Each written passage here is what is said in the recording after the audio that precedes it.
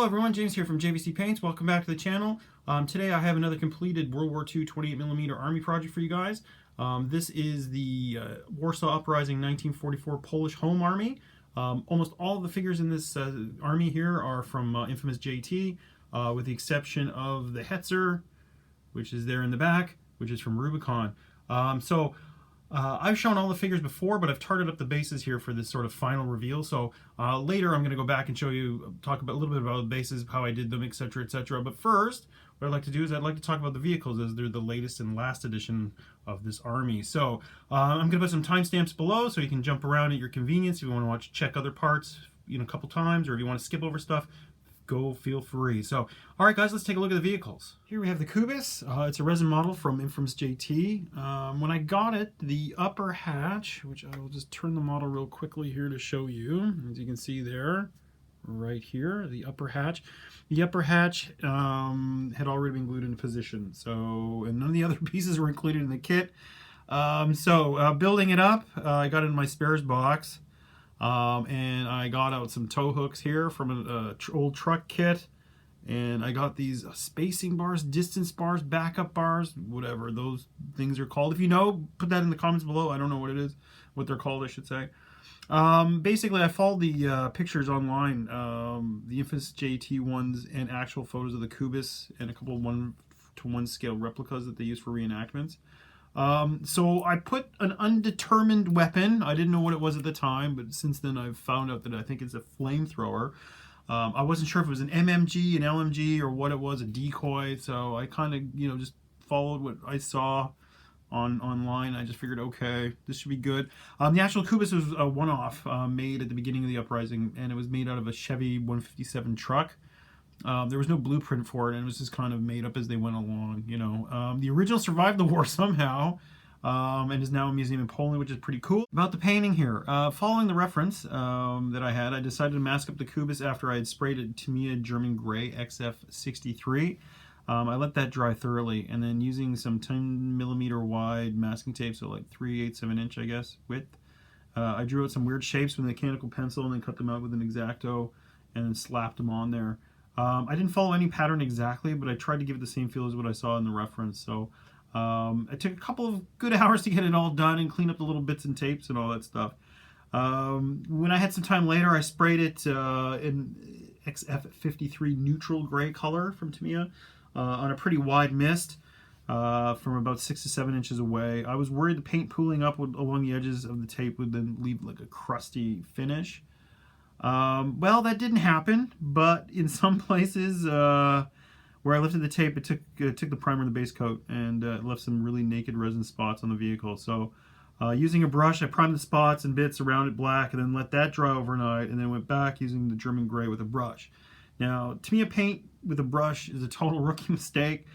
Generally, it's something that I did as a kid, not understanding why do my models suck so bad. But this was back in the 80s when everybody was using like Humbrol enamels and stuff, so you got to forgive me. But yeah, using Tamiya paint with a brush is pretty, I don't recommend it at all. Maybe for touch-ups, like in this case, it worked out pretty well. But I think sometimes they need a confessional for figure painters, like, oh, forgive me for I painting with Tamiya paint.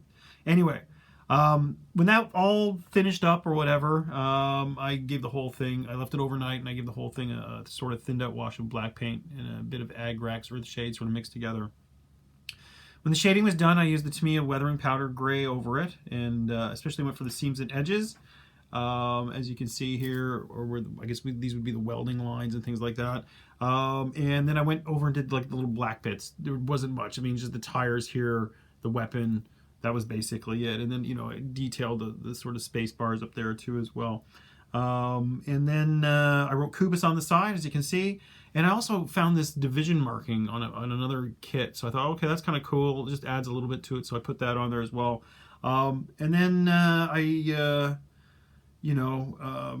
give it a brown wash into the sort of lower part of the hull, and then let that dry, and then I gave it a light dry brush of sort of a honey brown color to sort of simulate the grime. For bolt action, this is an Armor 7, and it can carry 12 guys, and doubling as an armored car and an APC. So I guess the guys, they come out of the top, which would be pretty, I don't know. I don't know. And I was wondering what these little holes in the hull were at the time, and now I'm thinking they must have been used to sort of, steps or whatever to get in and out. All right, let's take a look at the Hetzer here. So I'm just gonna move the camera over here, and let's bring the Hetzer a bit closer to the camera. We'll move the Kubus out of the way for now. We'll just put the Hetzer here like that. Okay. The Hetzer was a lot more straightforward. It's a Rubicon kit, and it was already assembled when I got it. I used Tamiya dark yellow on its first, and then I did the stripes, some brown stripes here in XF10. I tried to keep the stripes spaced out because I was going to fill them with green, and that's what I did. I used a dark green, and then I went over that with a bit of avocado as a highlight.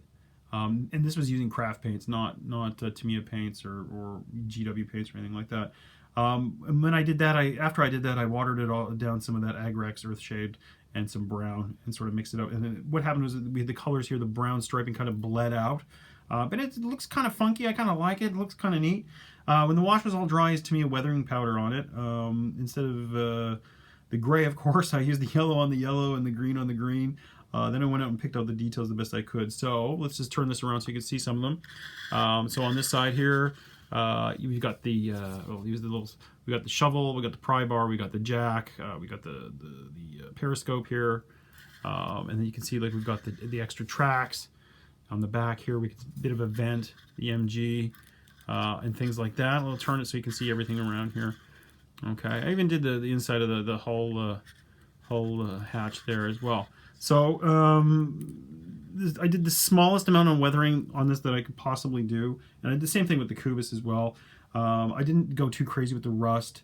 I put some grime on there, some greasy crud and stuff like that, but I figured, bright orange, 1 month in the summer, it's not going to rust out too much. So what I did with the tracks, though, the main tracks and then also the spares here, is I painted them black, then I gave them a burnt sienna wash, and then after I let that dry, I went over it with like a gunmetal gray once. And just as with the Kubus, then I gave the lower hull a sort of a brown wash, and then a light honey brown wash, or pardon me, honey brown dry brush on top of that to simulate dirt and grime and stuff like that. The reference I came across had this written on the side. Let me turn this here so you can read it. Okay, I'm assuming that the pronunciation is, maybe you can't see it, the light's kind of bleeding out. I'm assuming the pronunciation is chouette, but it sounds a lot like twat, which is hilarious. So one time on one of my French tanks, I wrote le gros coq on the side of it as a joke, but I mean, this is historically accurate apparently and legitimate. So, the jokes you're gonna be able to make, beer fueled jokes game, oh, your shot didn't penetrate the twat, I guess we're all just 14-year-olds at heart. I know I am, but anyway. All right, that's the vehicles. Let's take a look at the figure bases. Here are the figures for the Army. There's a total of 29 figures in the Army with a range of different weapons. Just to point them out, I guess, okay, we've got a Piat here, we've got a flamethrower, of course, we've got an SMG here, sniper rifle, let's see, we've got a camera, we've got an attack Black Cat there, more SMGs, we've got a Molotov cocktail, an LMG here, we got a loader over there. Let me move these guys back over so we can get them in frame a little bit better. And yeah, so we've got even a range of different SMGs. We've got MP40s, we've got Thompson submachine guns, Sten guns, all kinds of stuff. So a lot of different stuff going on with these guys. What I'm going to do is I'm going to talk a little bit about the basing. So basically with these guys, I did not want to go overboard with the bases. Let me just move the camera back here a little bit. For the simple fact that I thought too much clutter. First of all, these are wargaming figures, so they're going to be, hit by dice and fall off of terrain and, get knocked around and jostled in figure cases and stuff like that. So it was good to just do a little bit, like less was more kind of thing was what I was thinking. And also, secondly, if they were knee deep in rubble, that means a building had just collapsed on them or something, so they'd probably be dead. Let's face it, the figures would be hugging cover and, watching their step, especially in a war zone, with gunfire and whatnot happening all around them. So what I've done here, as you can see on most of them, we'll just stop right about here, I guess, is I got a lot of bricks. So what I've done here is I've put some bricks here on most of the bases. The bricks I made from a 2mm widths of plastic, which I basically primed it all brown and then dry brushed it up and then cut it, then had to go and re-glue it and paint it on there and stuff like that. And also there's some wooden splinters. Let's move Molotov guy out here just a little bit so you can see him. So this machine gun guy, we'll move them so you can move the camera, pardon me. So yeah, just some like bits of wood, bits of wood and stuff like that. Things that, timber that had, come off of a house or something like that. So that's just made from coffee stir sticks. Painted them up, cracked them up, glued them on, re-washed them, dry brushed some black on there to give it sort of like a soot, grimy kind of feeling. Some of the figures, though, I did add some, individual things oh, and also, pardon me, there's one other thing that we've done for a lot of these guys. I'll just bring this guy out. He's got a couple on him. I've scaled down some newspapers from the period. Obviously, no one's going to read them. It's like a 150 something scale. So, one of these is an actual underground newspaper, and then the other one I think was the actual sort of Polish, occupied newspaper. So I'll put those on there. And then for some of the other figures, what I've done, let's move this guy out of the way. I'll bring this guy up to the front here. So for example, this guy, you've seen this kind of stuff before. I've done for buildings is I've put a picture frame, just a picture that I've printed out in PowerPoint, and then a little frame that I've got at a craft store. So maybe something from somebody's house.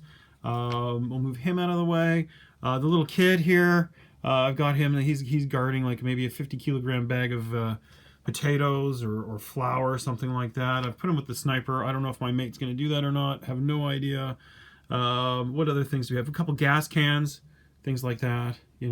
Give it a sort of a more battleground kind of debris feel, and just bits and pieces I had from. Oh, here we go. We've got a bucket, a fire bucket or a coal bucket that someone might have dropped on the street.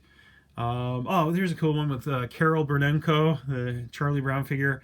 I put some records that I had left over. I thought that was kind of cool. So, maybe he was a university student or something like that. So, these are the figures. I'm going to take some photos of these guys, just so you can check out the bases. I'll put them in smaller groups, make it a little bit easier to see them sort of individually. Yeah, so I'm going to put some photos of these guys up, and I'm going to put up some photos of the vehicles as well, all done and finished.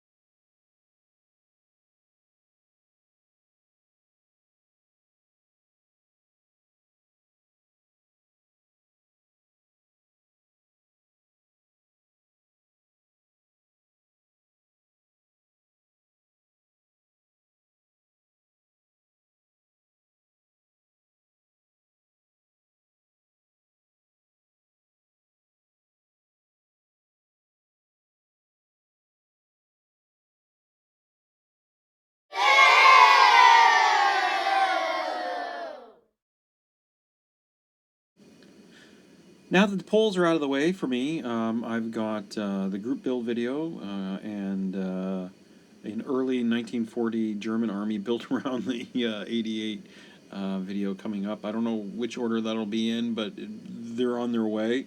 There's a chance I might be getting a game in this month in February, which is amazing. It'll be the first game of the year.